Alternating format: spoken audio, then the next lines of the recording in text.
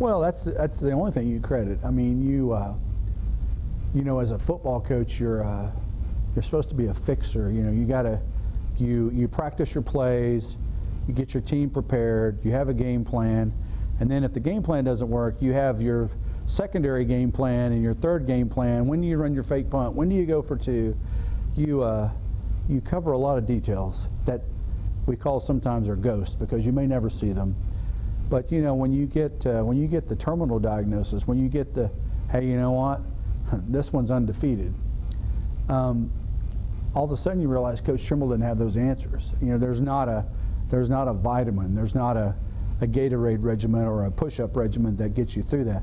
So it has to be your faith. I mean, it's I would even credit it my faith long before the big disease, because there are a lot of times in football coaching that behind the scenes it's a tough deal. You know, you lose a player, you lose a parent, you have kids make decisions that let not just themselves down but let everybody down. So there are quiet, tough times behind the scenes, and there's no doubt that my faith and prayer life is what carries you.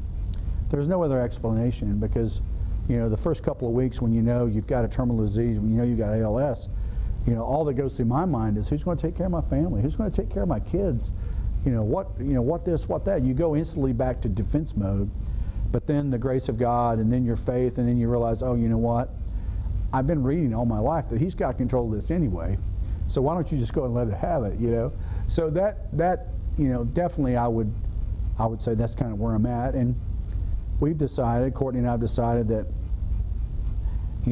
never waste a crisis.